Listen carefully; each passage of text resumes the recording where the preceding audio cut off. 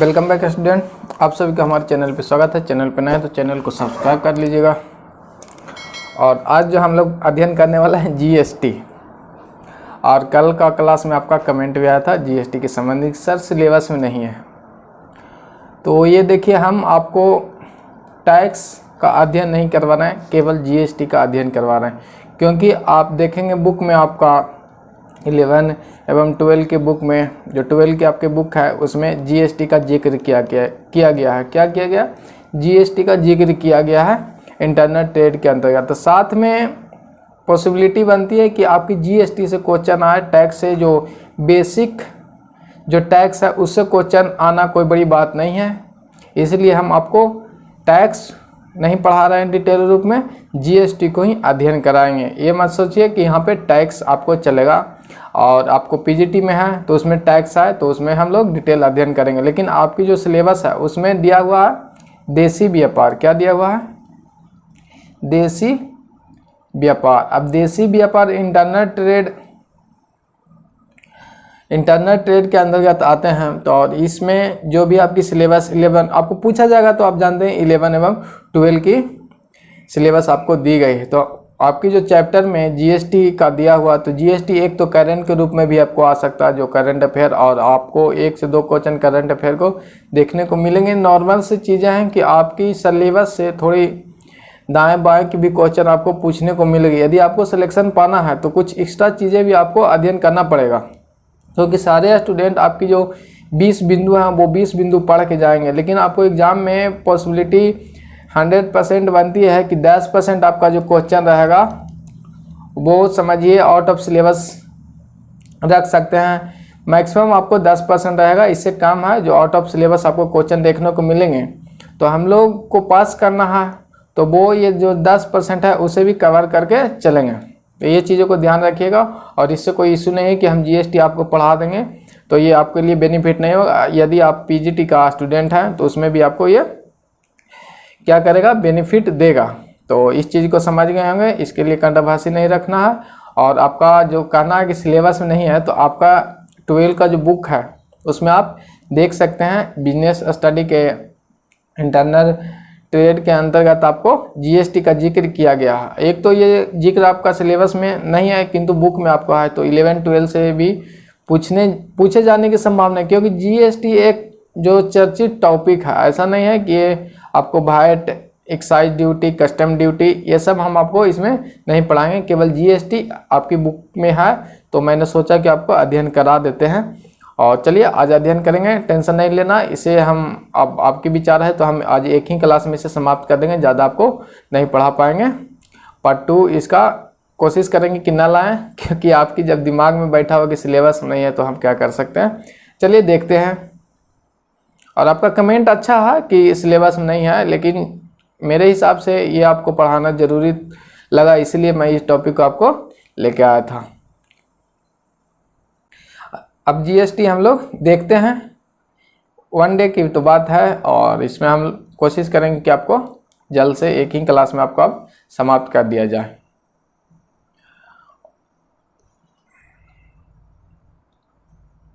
सबसे पहले हम लोग देखेंगे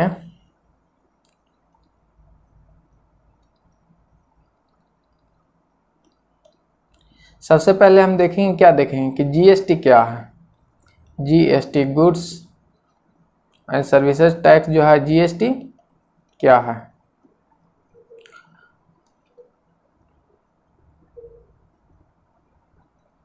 और जीएसटी क्यों लाया गया? जीएसटी क्यों लाया गया? जीएसटी लाने की क्या जरूरत थी, इन सभी चीज़ों को देखेंगे। जीएसटी क्या है इससे पहले हम लोग देखेंगे कि जीएसटी क्यों लाया गया ये देखेंगे हम लोग। क्योंकि इससे पहले जब जीएसटी आने के पहले से भी तो हमारे देश में जो टैक्स कलेक्शन हो रहे थे वो हो रहे थे, लेकिन इसमें जो खामियां थी, जो पुराने वाली टैक्स कलेक्शन थी, उसमें टैक्स ऑन टैक्स पे करना पड़ता था। इसी रिफॉर्म के लिए हम लोग जीएसटी को लाए थे। और हमारे देश में जो टैक्स के मामले में टैक्स रिफॉर्म हुआ था 80 जो संविधान संशोधन एवं 88वां जो संविधान संशोधन हुआ था, वो सबसे बड़ा संविधान संशोधन माना जाता है टैक्स के मामले में, टैक्स रिफॉर्म के मामले में। और 88 जो आपका संविधान संशोधन था, इसमें आपको सर्विस टैक्स को इंक्लूड किया गया था। सर्विस टैक्स को क्या किए थे? इंक्लूड किए थे।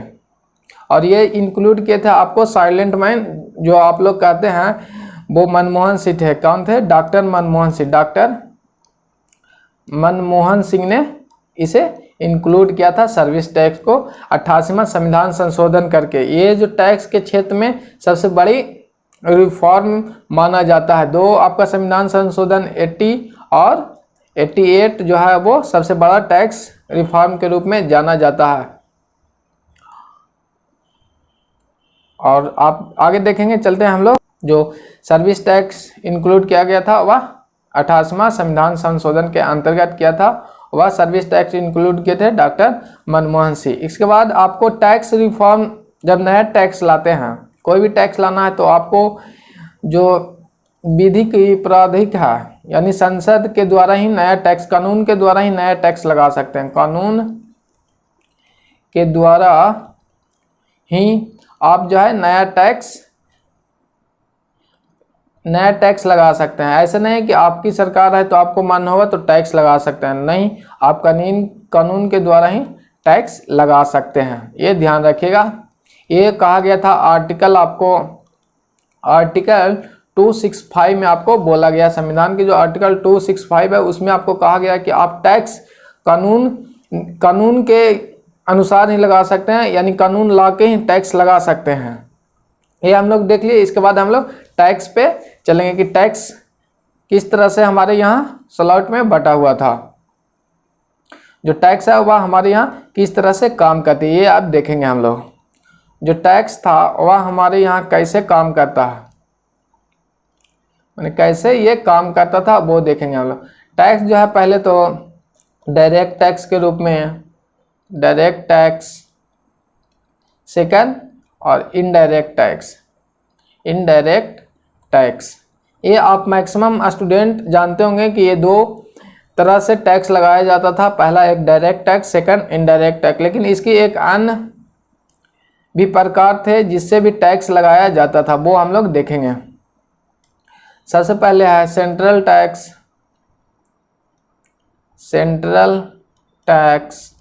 सेकंड है स्टेट टैक्स। क्या है सेकंड? State tax. और इसमें एक थर्ड था वह लोकल टैक्स। इस टैक्स माने स्टेट टैक्स की कुछ भाग को आपकी जब पंचायती राज स्टार्ट हुआ था उसमें आपको दिया गया था लोकल टैक्स की कुछ चीज़ें, जिससे आपकी पंचायती राज या नगर निगम, नगर पालिकाएं वो अपनी व्यवस्था कर सके सुचारू रूप से। इसमें डायरेक्ट टैक्स में आप जानते होंगे कि इनकम टैक्स जो है वह डायरेक्ट टैक्स के अंतर्गत आता है। और इनडायरेक्ट टैक्स, डायरेक्ट टैक्स किसे कहेंगे वो देखेंगे। जो टैक्स जिस पे लगाया गया हो उसी से वसूला जाता है, उसे हम लोग डायरेक्ट टैक्स कहते हैं। ध्यान दीजिएगा, जो टैक्स जिस पर लगाया गया हो उसी से वसूलते में वाह होगा, क्या है? वसूलते हैं, उसे हम लोग डायरेक्ट टैक्स कहते हैं। डायरेक्ट टैक्स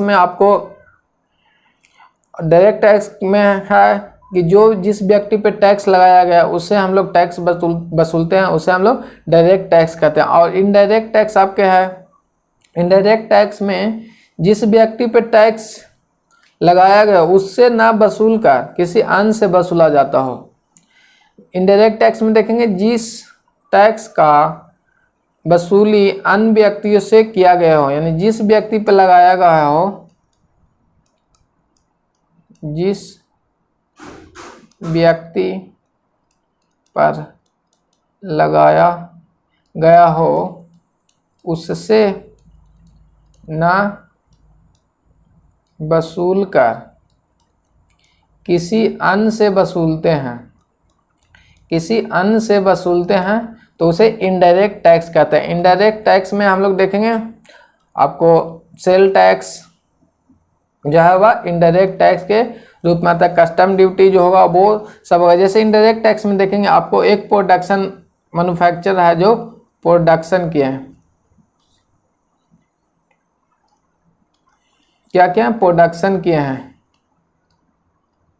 प्रोडक्शन किए हैं और ये प्रोडक्शन करेंगे तो एक वस्तु को उत्पादन करेंगे और जैसे ही ये अपनी फैक्ट्री से निकालेंगे तो इन्हें एक्साइज ड्यूटी देना पड़ेगा, उत्पाद कर इन्हें पेमेंट करना पड़ेगा और ये उत्पाद कर पेमेंट करेंगे। और जैसे 100 रुपये का वस्तु है, 10 रुपये ये उत्पाद कर दिए, 10 रुपये ये उत्पाद कर देंगे तो वस्तु का दाम 110 रुपये हो गया। इसके बाद ये आगे जब पहुंचाएंगे तो 110 की दाम रहेगी।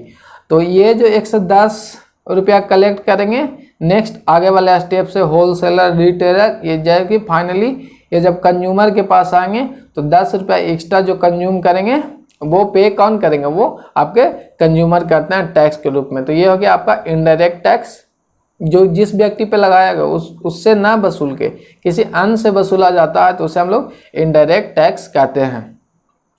सारी चीज़ समझ गए होंगे। पहले हम लोग देख रहे हैं कि डायरेक्ट जो आपको जीएसटी किस लिए लाया गया था इसके बारे में हम लोग देख रहे हैं और सारी चीज़ों को साथ में देखते चलेंगे। Direct tax, indirect tax, central जो टैक्स है उसे भी अब हम लोग देखेंगे। सेंट्रल टैक्स जो आपको केंद्र सरकार लगाती है, इसमें जो सेंट्रल टैक्स के अंतर्गत 15 टैक्स शामिल है। कितना टैक्स शामिल है? 15 टैक्स। वहीं स्टेट गवर्नमेंट जो है आपके, इनके पास जो टैक्स शामिल है वह 20 टैक्स है, किंतु ये टैक्स आपको न के बराबर कलेक्शन कर पाते हैं सेल टैक्स छोड़ा के स्टेट गवर्नमेंट के पास। नहीं तो जितना भी कर रहा है वो नाम मात्र का कर दिया गया है, संख्या में तो ज़्यादा है लेकिन कलेक्शन इससे न के बराबर होती है। 15 टैक्सों में जो आपका है वह इनकम टैक्स, इनकम टैक्स, फिर कॉरपोरेट टैक्स,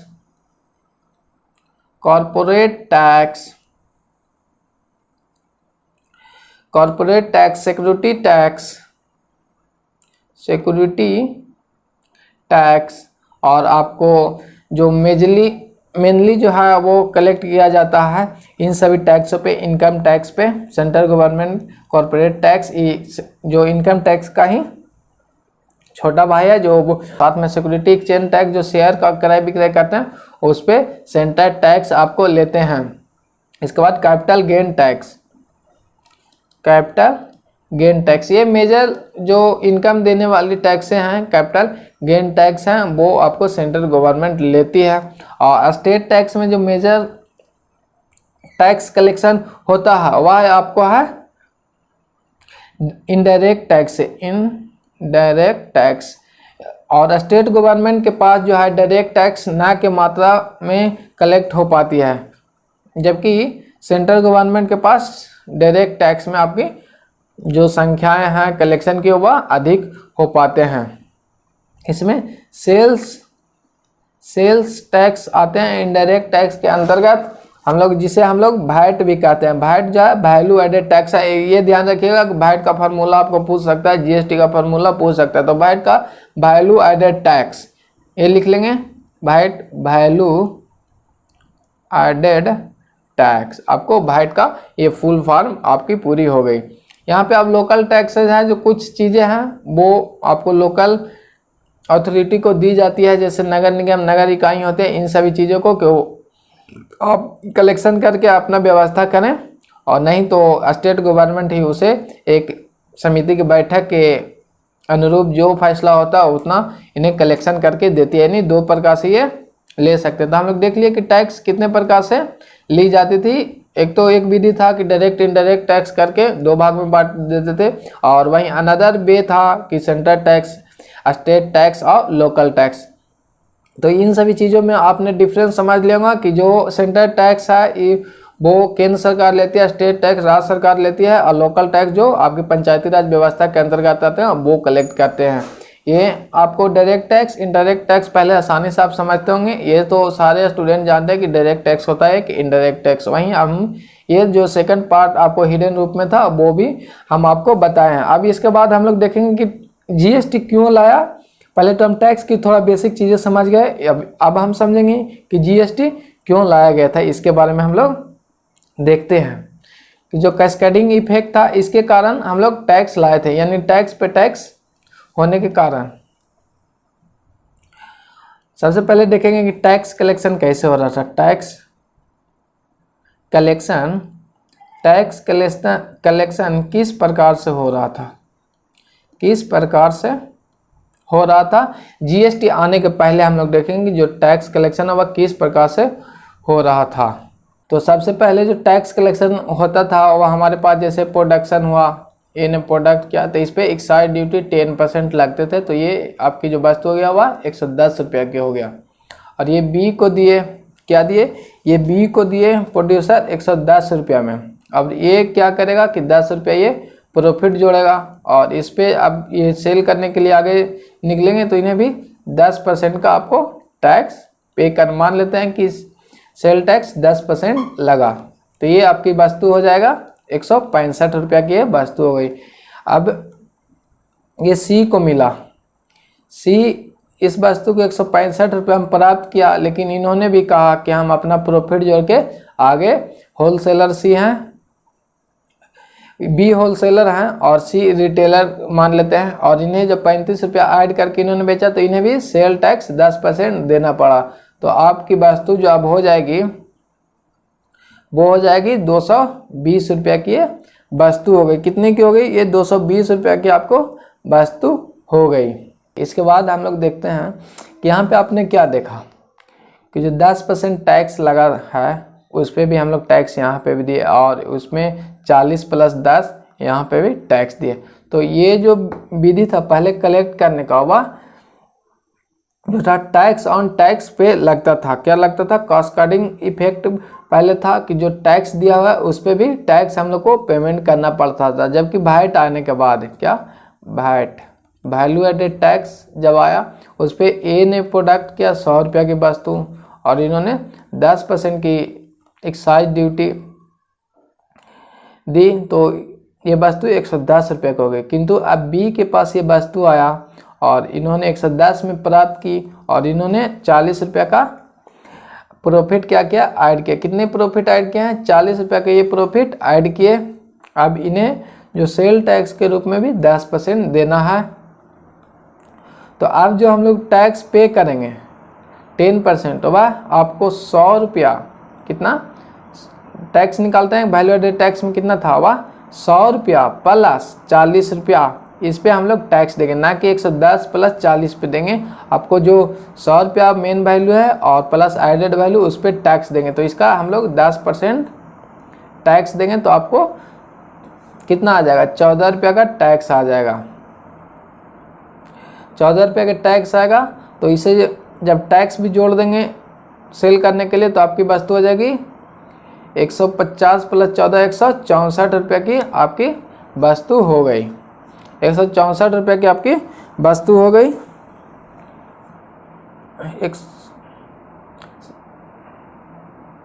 यहाँ पे ध्यान दीजिएगा, ये जो आपकी वस्तु है वह 154 रुपये की हो जाएगी। 100 रुपया प्लस 40 रुपया प्लस 14 रुपया, आपको 154 रुपये का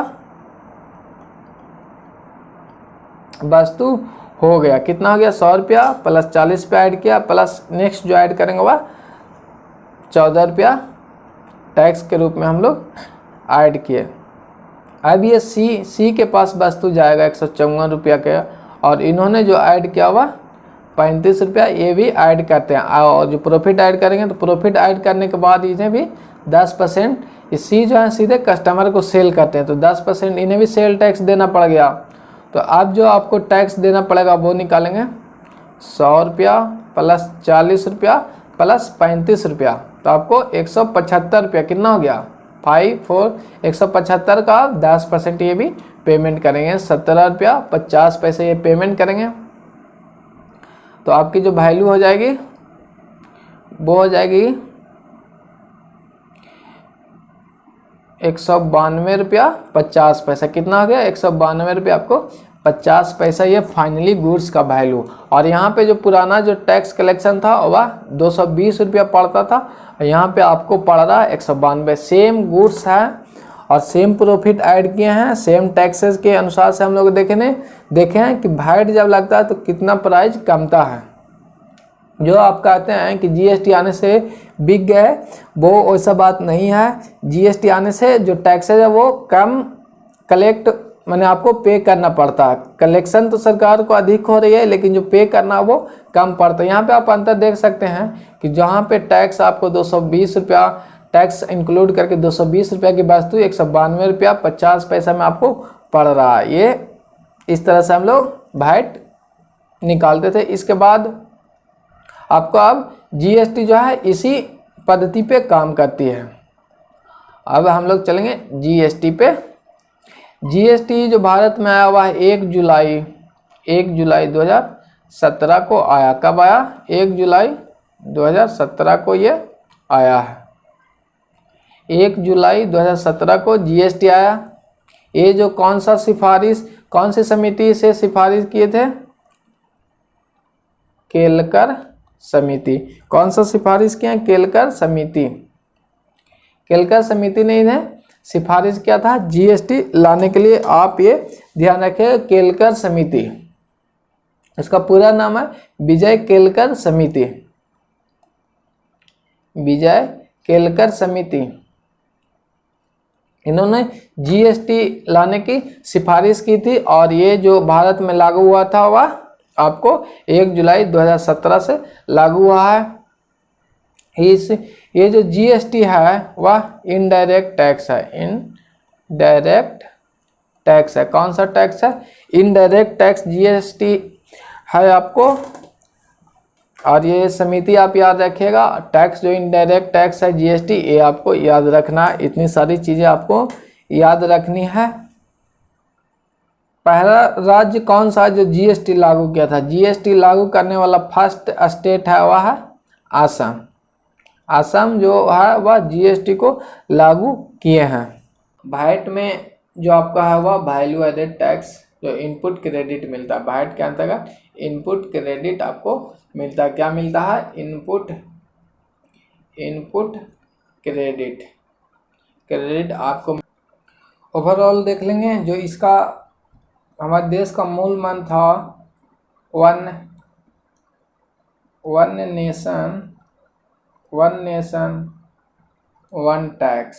ये आपको मूल मंत्र हमारे देश का था। जीएसटी लाने का जो स्लोगन था वन नेशन वन टैक्स के रूप में। और जीएसटी से जो कर का जो बर्डन था कस्टमर के पास, वो नागरिकों के पास जो बर्डन था वो कमेगा। Increase the economic activity, increase the economy activities में इंक्रीज होगा। इसके साथ ही जो जीएसटी आपको है उसके चेयरमैन कौन होते हैं देख लीजिए। चेयरमैन हो सकता है पूछ दे, चेयरमैन आपको वित्त मंत्री चेयरमैन होते हैं। वित्त मंत्री आपको चेयरमैन है। कौन है? वित्त मंत्री आपको चेयरमैन है। फाइनेंस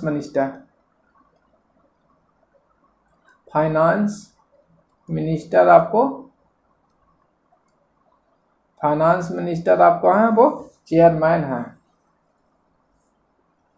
फाइनेंस मिनिस्टर, वित्त मंत्री, चेयरमैन आपको होते हैं। वाइस चेयरमैन होते हैं वो स्टेट की जितनी मंत्रियां होते हैं वो सेलेक्ट करते हैं वाइस चेयरमैन को। वित्त मंत्री, फाइनेंस मिनिस्टर, चेयरमैन जीएसटी के कौन होता है? वो वित्त मंत्री। और उप चेयरमैन जो आपके राज्य के मंत्रियां होते हैं वो सेलेक्ट करते हैं। चलिए आज हम लोग क्लास यहीं समाप्त करते हैं और लगभग आपका जो जीएसटी है वह समाप्त हो चुका है।